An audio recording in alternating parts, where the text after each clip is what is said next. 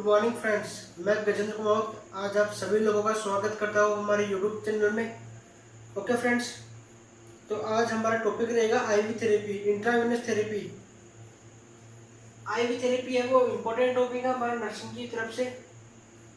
Okay, सो सबसे पहले हम बात करें आईवी थेरेपी क्या होता है। इंट्रावेनस थेरेपी, वेन में हम फ्लूइड वगैरह इंजेक्ट करते हैं तो उसको बोलते हैं आईवी थेरेपी। हमने हॉस्पिटल में देखा है कि हम जो ड्रिप लगाते हैं, ड्रिप हम वेन में लगाते हैं, जो भी इंजेक्शन वगैरह लगाते हैं वो हम वेन में लगाते हैं, उसको बोलते हैं आईवी थेरेपी। जो फ्लूइड है इंसर्ट करते हैं बॉडी में तो वो वेन के थ्रू करते हैं। ओके, सो डेफिनेशन की बात करें तो large amount of food, large amount of fluid insert into body by when के थ्रू लार्ज अमाउंट में फ्लूइड इंसर्ट करना। ओके, ये कहलाता है आईवी थेरेपी। पर्पज क्या है, किस उद्देश्य से करते हैं। यदि पेशेंट को डिहाइड्रेशन हो, डिहाइड्रेशन में फ्लूइड का लॉस हो रहा है, फ्लूइड का लॉस हो रहा है, कैसे हो रहा है, पेशेंट को डायरिया भी हो सकता है, वोमिटिंग भी हो सकती है। तो डिहाइड्रेशन से फ्लूइड का लॉस हो सकता है, पेशेंट को हेमोरेजिक शॉक आ गया। ओके, हाइपोवोलेमिया, किसी भी प्रकार से पेशेंट को बॉडी में, जो पेशेंट है उसकी बॉडी में फ्लूइड का लॉस हो रहा है तो हम आईवी थेरेपी स्टार्ट कर देंगे। ओके फ्रेंड्स, हेमोरेज में आ गया सीवियर ब्लड लॉस, तो ये हमारे पर्पज हो जाएंगे। अब हम बात करें जो सॉल्यूशन लेते हैं हम पेशेंट को चढ़ाने के लिए, वो कौन कौन सा लेते हैं। सॉल्यूशन 3 टाइप का सॉल्यूशन होता है। नॉर्मल सॉल्यूशन होता है एक, तो उसको बोलते हैं हम isotonic solution, isotonic solution, hypertonic solution और हाइपोटोनिक सॉल्यूशन। आइसोटोनिक सॉल्यूशन होता है उसका जो कंसंट्रेशन लेवल होता है वो नॉर्मल जो बॉडी फ्लूइड होता है उतना ही होता है। तो normal concentration compare to body fluid, या हम जो कंसंट्रेशन कंपेयर करेंगे वो बॉडी फ्लूइड के हिसाब से कंपेयर करेंगे। ओके, सो नॉर्मल कंसंट्रेशन यहाँ होती है, वो कंसंट्रेशन हाई होती है, high concentration compare to body fluid, और यहाँ पे होती है वो लो कंसंट्रेशन, क्योंकि हाइपो है, हाइपो मतलब डिक्रीज और हाइपर मतलब इंक्रीज। तो कंसंट्रेशन है ये यहाँ पे ज़्यादा है और वहाँ पे कम है।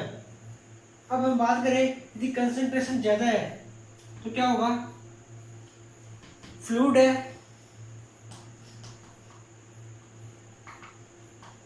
हाई कंसंट्रेशन है मतलब सॉल्वेंट है उसका लेवल कम है और सॉल्यूट का लेवल ज़्यादा है, तो फ्लूइड है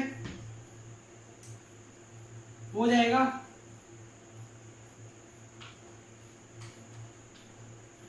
ब्लड वेसल्स में। फ्लूइड है सेल के थ्रू जाएगा, सेल से कहाँ जाएगा, ब्लड वेसल्स में। और हाइपोटोनिक में क्या होगा, जो फ्लूइड है वो कहाँ जाएगा, ब्लड से सेल्स में। ओके फ्रेंड्स, जब फ्लूइड है वो सेल से ब्लड में जा रहा है, फ्लूइड है सेल से ब्लड में जा रहा है, तो सेल है वहाँ पे फ्लूइड का लॉस हो रहा है, वहाँ पे फ्लूइड नहीं है, अब इसमें क्या होगा, सेल का श्रिंकेज हो जाएगा। श्रिंकेज मतलब जो सेल है वो सिकुड़ जाएगी। ओके, स्पेलिंग आप ठीक कर लेना। और जो ब्लड है वहाँ से फ्लूइड सेल में जा रहा है तो क्या होगा, यानी ये ब्लड वेसल्स है और यहाँ सेल पाई जाती है, इंटरस्टिशियल स्पेस बोलते हैं इसको, थर्ड स्पेस है इंटरस्टिशियल स्पेस। तो यहाँ से ब्लड इधर सेल में जा रहा है तो बॉडी में एडिमा देखने को मिलेगा। ओके, इस कंडीशन में बॉडी में एडिमा देखने को मिलेगा। तो हम पहले स्टार्ट करते हैं आइसोटोनिक। आइसोटोनिक में हम बात करें तो इसका कंसंट्रेशन नॉर्मल बॉडी फ्लूइड की कंसंट्रेशन जितना होता है, और इसके एग्जांपल की बात करें तो एग्जांपल में आ गया NaCl, D5, D10 को हम हाइपरटोनिक सॉल्यूशन में अगर काम में लेते हैं। ओके, तो जो NS होता है RL, अब सबसे पहले हम बात करें RL की, तो रिंगर लैक्टेट, इसका नाम क्या होता है? रिंगर लैक्टेट, इसको बोलते हैं इमरजेंसी सॉल्यूशन या हार्टमान सॉल्यूशन। इसके दो तीन नाम है, इमरजेंसी सॉल्यूशन या हार्टमान सॉल्यूशन। इसका पूरा नाम है Ringer lactate solution. Okay friends, तो ये हम पेशेंट में लेते हैं मेनली बर्न में। जो बर्न का पेशेंट होता है उसमें रिंगर लैक्टेट सॉल्यूशन यूज में लेते हैं। और आई के इरिगेशन में, आई इरिगेशन मतलब इरिगेशन होता है साफ करना।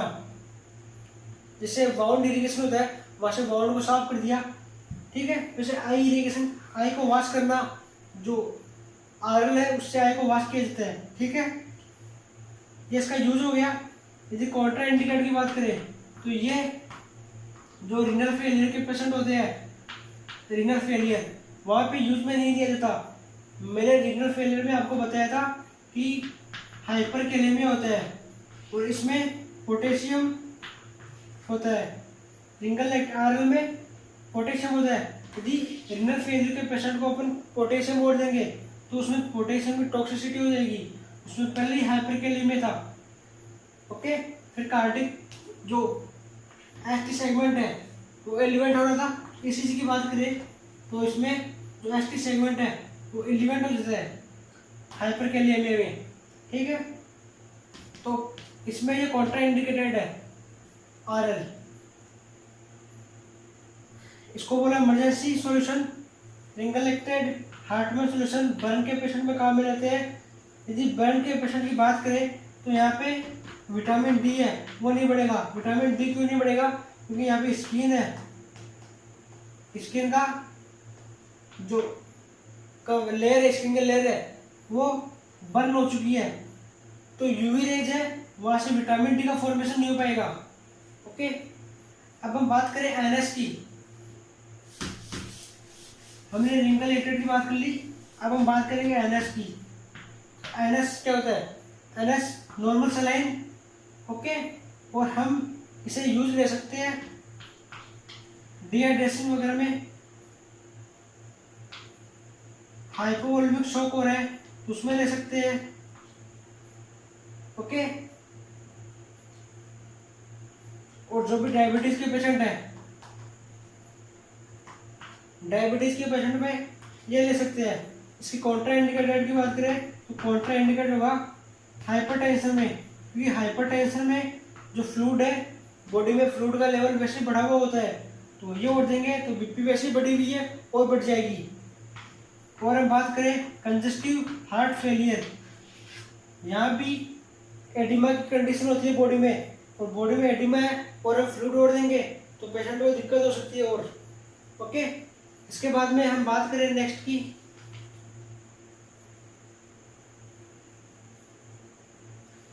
और हम बात करें एनएस है, वो मोस्ट कॉमन यूज होता है इरिगेशन में। जो हम हॉस्पिटल में जो भी प्रोसीजर करते हैं वाउंड से क्लीन करने का, तो वाउंड क्लीन करने के लिए हम एनएस को मोस्ट कॉमनली यूज में लेते हैं। हॉस्पिटल ड्यूटी में हमने सबने देखा है कि एनएस को बहुत ज़्यादा काम में लिया जाता है, ठीक है। इसके बाद में हम बात करें 5D की, 5 डेक्सट्रोज, ये काम में लिया जाता है हाइपोग्लाइसेमिया के पेशेंट में, हाइपोग्लाइसेमिया के पेशेंट में काम में लिया जाता है। और उसकी कॉन्ट्रा इंडिकेटेड की बात करें तो ये किस में कॉन्ट्रा इंडिकेटेड होगा? Diabetes mellitus. ये डायबिटीज मेलाइटिस के पेशेंट होते हैं वहाँ पे ग्लूकोज का लेवल है वो वैसे इंक्रीज होते हैं। तो यदि हमने 5T दे दिया, ग्लूकोज का लेवल और इंक्रीज हो जाएगा, ठीक है, इसलिए यहाँ पे कॉन्ट्रा इंडिकेटेड होता है। अब हम बात करें हाइपोटेनिक सॉल्यूशन पहले। ओके, यदि हम हाइपोटेनिक सॉल्यूशन की बात करें तो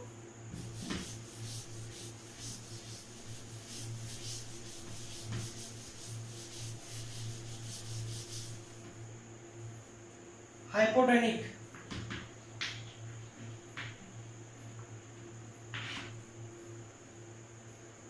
इसकी मैंने कंसंट्रेशन बताई थी, लो कंसंट्रेशन होती है, low concentration as a body fluid. तो क्या होगा, यहाँ से फ्लूइड है वो किस में चला जाएगा, सेल में चला जाएगा, और सेल में जाने के बाद क्या करेगा, एडिमा कोज करेगा। ओके, अब ये फ्लूइड है वो लो कंसंट्रेशन जा रहा है, low concentration to high concentration, इसको क्या बोलेंगे, ओस्मोसिस। ओस्मोसिस के द्वारा फ्लूइड है वो सेल के अंदर जा रहा है, क्योंकि यहाँ पे इसकी लोअर कंसंट्रेशन है, हाई में जा रहा है, तो लोअर कंसंट्रेशन हाई कंसंट्रेशन में जाता है, तो उसको बोलेंगे ओस्मोसिस। तो ये ओस्मोसिस की स्टेप को अपना रहा है। ओके, ये हमने देख लिया। अब हम बात करें हाइपरटोनिक सॉल्यूशन की।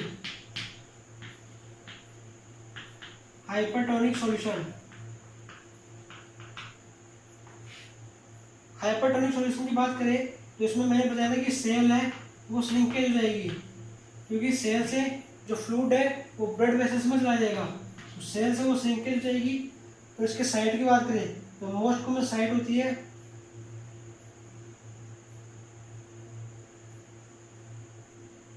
साइड, हम बाद में देखेंगे, एक साथ सभी के एक साथ देखेंगे साइड वगैरह। तो सेल है वो श्रिंकेज हो रही है। एग्जाम्पल की बात करें 10D 10% डेक्सट्रोज, 10% डेक्सट्रोज है वो काम में लेते हैं हम। और उसके बाद बात करें मैनेटोल, मैनेटोल हाइपरटोनिक सॉल्यूशन है, 10D हाइपरटोनिक सॉल्यूशन है। पहले बताए थे वो आइनोटोनिक सॉल्यूशन थे। ओके, सो ये इतना था हमने कंप्लीट किया। अब एक क्वेश्चन आता है कि ICP इंट्राक्रेनियल प्रेशर किसी पेशेंट का बढ़ा हुआ है, तो हम क्या करेंगे, कौन सा फ्लूइड देंगे। किसी पेशेंट का ICP बढ़ा हुआ है तो कौन सा फ्लूइड देंगे, तो इसमें क्या होता है, सेल्स है, इंट्राक्रेनियल प्रेशर, जो सेल्स है क्रेनियल सेल्स है वहाँ पे प्रेशर बढ़ा हुआ है फ्लूइड के कारण, तो हमें सेल से फ्लूइड निकालना है। तो हमने देखा था कि सेल श्रिंकेज हो रही थी फ्लूइड निकलने के बाद, तो ये श्रिंकेज हो रही है, किससे हो रही है, तो फ्लूइड निकल रहा है हाइपरटोनिक सॉल्यूशन से। हाइपरटोनिक सॉल्यूशन इसको दे देंगे पेशेंट को, तो इसकी सेल है वो श्रिंकेज हो जाएगी, और जो फ्लूइड है वो ब्लड में आ जाएगा, ब्लड में आने के बाद यूरिन के थ्रू पास आउट हो जाएगा, तो ICP डिक्रीज हो जाएगा। ओके फ्रेंड्स, तो इन पेशेंट को अपन हाइपरटोनिक सॉल्यूशन देंगे। ये हो गया हमारा। अब पेशेंट को फ्लूइड है वो कैसे देंगे, कैनुला के द्वारा देंगे। तो जितने भी कैनुला है उन सभी की स्टडी करेंगे हम। ओके,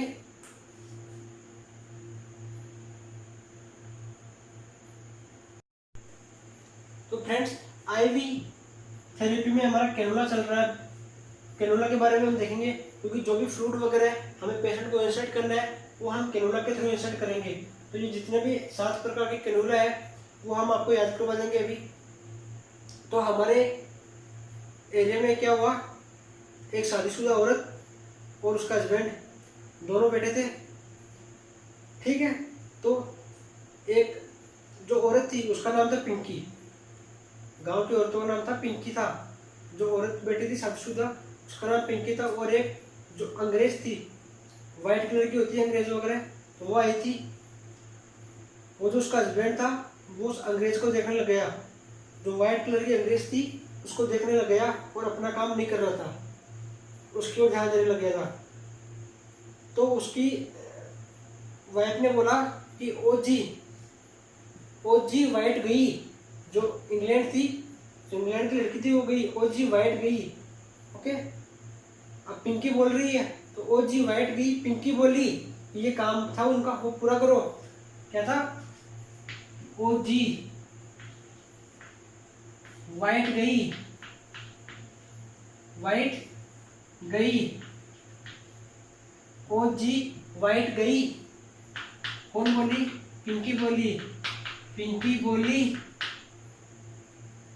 क्या करना है? ये पूरा करो, ये पूरा करो। ठीक है, तो ओ जी वाइट गई, पिंकी बोली ये पूरा करो, क्योंकि वो अंग्रेज नहीं थी, वो चली गई थी।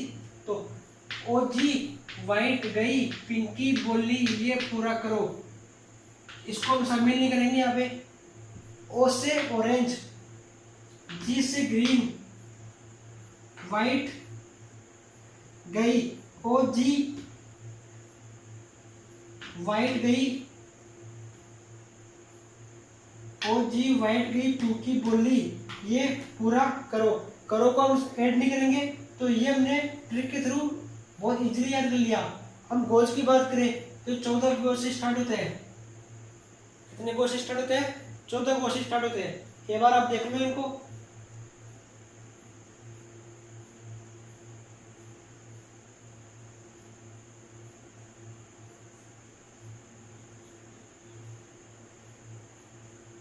ठीक है, तो ये जो ऑरेंज है वो 14 के से स्टार्ट होगा। इसके बाद में 14, दो दो का गैप देना है हमें। ग्रीन 16, व्हाइट का ध्यान रखना, व्हाइट हमेशा 17 गेज का होता है। क्वेश्चन आते हैं तो व्हाइट पे ज्यादा आते हैं, तो व्हाइट 17 गेज का, फिर दो दो का गैप देना है। Green 18, pink 20, blue 22, yellow 24, purple 26। Okay, flow rate की बात करें, किससे कितना फ्लो दे सकते हैं हम, तो इससे 13 ml पर मिनट, 13 ml पर मिनट, 20 ml पर मिनट, ब्लू से 30 ml पर मिनट, पिंक से 60 ml पर मिनट, ग्रीन से 90 ml पर मिनट, व्हाइट से 135, ग्रीन से 190, सॉरी ग्रे। यहाँ पे ग्रे होगा। ओके, यहाँ पे ग्रे होगा, ग्रे से 190, ऑरेंज से 240। ये हमने देख लिया। अब इसके यूजेस की बात करें तो यहाँ पे देखो फ्लो रेट सबसे ज्यादा है, और फ्लो रेट सबसे ज्यादा है तो इसका यूज लेंगे अपन हाइपोवोलेमिया के पेशेंट में। कोई भी सर्जरी वगैरह हो रही है तो उसमें हाई फ्लूइड लॉस होगा, इसमें का यूज लेंगे हम ब्लड ट्रांसफ्यूजन में। ओके, जो सबसे ज्यादा गेज का है इसको लेंगे प्रीटर्म और नियोनेट, जो बीच बीच जन्मा है। ठीक है, येलो को लेंगे इन्फेंट में,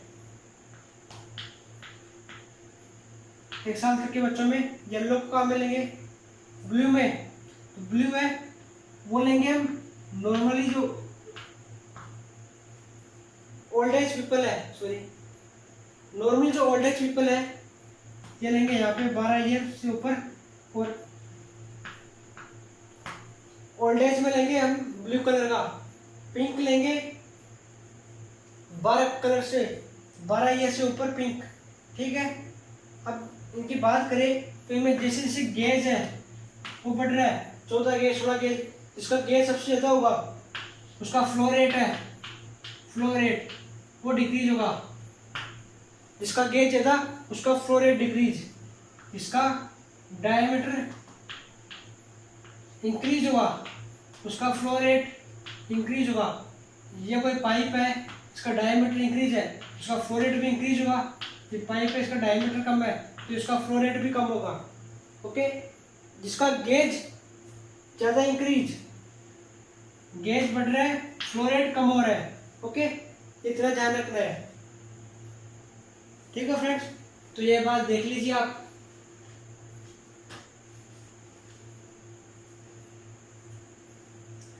इसके बाद में बात करें हम आईवी सेट की। आईवी सेट, दो प्रकार का होता है आईवी सेट, मैक्रो और माइक्रो सेट।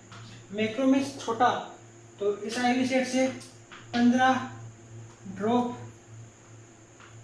पर ml, 15 ड्रॉप में 1 ml होगा, 15 ड्रॉप में 1 ml होगा, 15 ड्रॉप देंगे पेशेंट को 1 मिनट के अंदर 15 ड्रॉप जाएगी।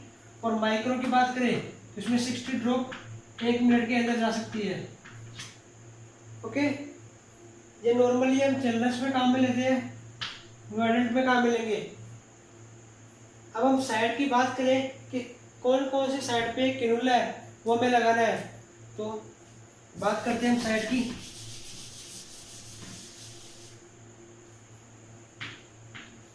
शॉर्ट टाइम के लिए कैनुला लगा रहे हैं, 7 दिन के लिए, ड्यूरेशन कितना है 7 दिन, 7 दिन के लिए यदि कैनुला लगा रहे हैं तो इसके लिए हम क्या क्या मिलेंगे, ब्रेकियल वेन,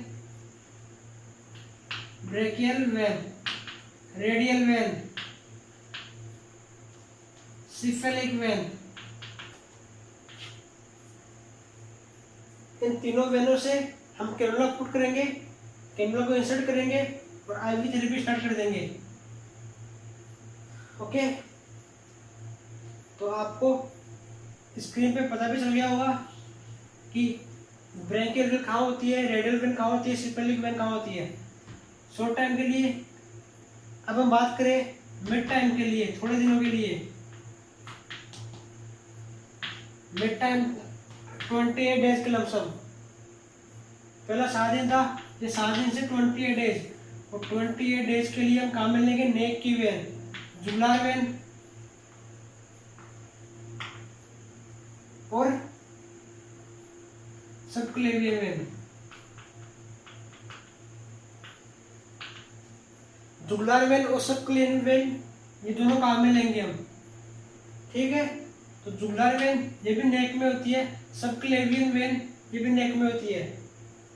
इन दोनों वेन के थ्रू हम मिड टाइम के लिए आईवी थेरेपी है वो दे सकते हैं। अब लेना है हमें लॉन्ग टाइम के लिए। ओके, लॉन्ग टाइम के लिए बात करें हम, इसके लिए क्या लेना है, क्यूबोइटल वेन। कौन सी वेन, क्यूबोइटल वेन, और क्यूबोइटल वेन यह पाई जाती है, इसकी स्ट्रक्चर आप स्क्रीन पे देख ली होगी। ओके, तो जो लॉन्ग टाइम है वो किन में काम में लेते हैं, लॉन्ग टाइम मतलब 6 मंथ तक, ठीक है, 6 मंथ तक है, 6 मंथ की बात हो रही है, तो लॉन्ग टाइम के लिए हम ले सकते हैं जो कैंसर का पेशेंट है, कैंसर के पेशेंट का ट्रीटमेंट बहुत लंबे समय तक चलता है और उनके लिए हम ये ट्रीटमेंट काम में ले सकते हैं। और यदि सीवियर बहुत ज़्यादा लैम ईयर की बात हो रही है तो उनके लिए हम पोर्ट है वो काम में लेंगे, ठीक है, पोर्ट काम में लेंगे।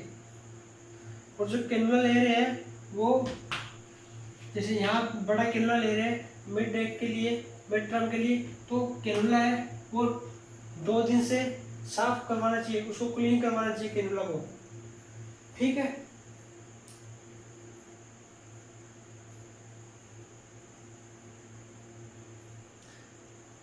तो ये हमने नॉर्मली इसकी बात की थी। अब हम बात करें इसके कॉम्प्लिकेशन की, क्योंकि जब ये लगाएंगे तो पेशेंट को कॉम्प्लिकेशन भी होगा, ठीक है, पेशेंट को प्रॉब्लम भी हो सकती है। क्योंकि कॉम्प्लिकेशन क्या क्या है उनकी बात करें तो कॉम्प्लिकेशन में सबसे पहली बात फ्लीबाइटिस।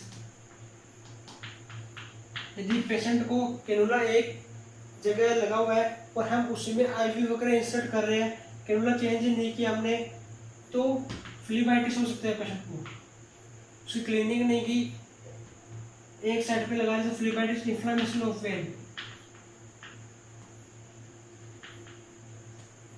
इन्फ्लेमेशन ऑफ वेन, वेन का इन्फ्लेमेशन हो जाएगा। ओके, इसके बाद में हम बात करें कि यहाँ पे साइन सिम्टम क्या दिखेंगे। इन्फ्लेमेशन के 4 साइन सिम्टम होते हैं, रेडनेस, स्वेलिंग, 2 टेंडरनेस, 3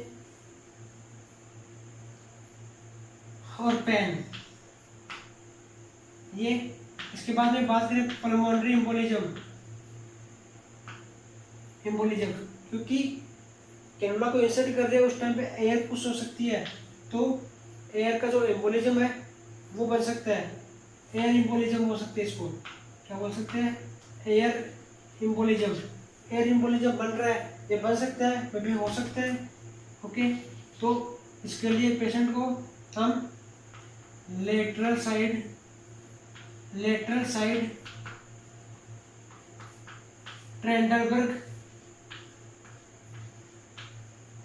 ट्रेंडलबर्ग पोजीशन देंगे, लेटरल साइड ट्रेंडलबर्ग पोजीशन देंगे, क्योंकि पेशेंट में एयर का एम्बोलिज्म हो सकता है, तो उसके लिए पेशेंट को ये देंगे पोजीशन। ठीक है, क्योंकि जब ये एम्बोलिज्म ब्रेन के पास लग जाता है तो दिक्कत हो जाती है, प्रॉब्लम हो जाती है। ठीक है, इसके बाद में बात करें हम प्लेबाइटिस हो गया, ये हो गया थ्रोम्बोफ्लेबाइटिस। यदि थ्रोम्बस बन रहा है वेन के अंदर, पहले तो इन्फ्लेमेशन हो रहा था, अभी यदि थ्रोम्बस बन गया, वेन है यहाँ थ्रोम्बस बन गया, ठीक है, यहाँ थ्रोम्बस बन गया, यदि हम इसको मसाज कर रहे हैं तो ये क्या होगा? थ्रोम्बस खुल जाएगा, खुल जाने के बाद पल्मोनरी सर्कुलेशन होने लगेगा इसका। ठीक है, ये ब्लड के थ्रू पल्मोनरी सिस्टम में पहुंच जाएगा, तो ऐसा नहीं करना हमें। जो थ्रोम्बस बन जाता है उसकी मसाज नहीं करनी, उसको हाथ से रगड़ना नहीं है। ओके, इस टाइम पे हमारा प्रायोरिटी नर्सिंग इंटरवेंशन क्या होगा? नर्सिंग रिस्पॉन्सिबिलिटी क्या होगी इस टाइम पे कि जो ड्रिप चल रही है उसको बंद कर दो, स्टॉप ड्रिप को हमें स्टॉप कर देना है। ठीक है, और स्टॉप करने के बाद क्या करेंगे? हम कैनुला को रिमूव कर देंगे, रिमूव कैनुला, क्योंकि थ्रोम्बस बन रहा है। वेन के अंदर यदि थ्रोम्बस बनेगा तो वो थ्रोम्बस है वो फ्लूइड के थ्रू आगे जा सकता है। ठीक है, फ्लूइड के थ्रू आगे जा सकता है, तो इसके लिए हम फ्लूइड को रोक देंगे और कैनुला उसको रिमूव कर देंगे।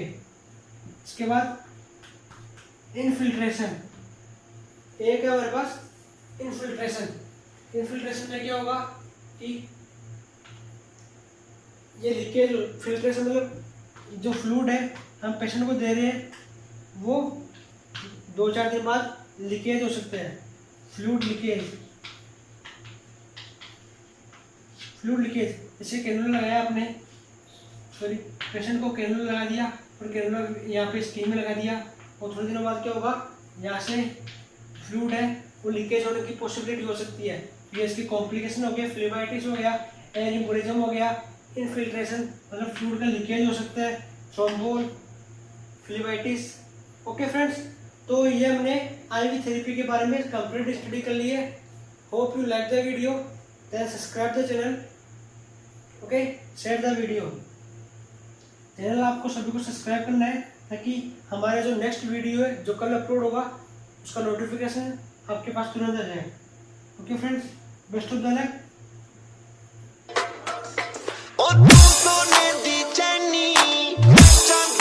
छल्ला, तू भी कल्ली मैं भी कल्ला करिए।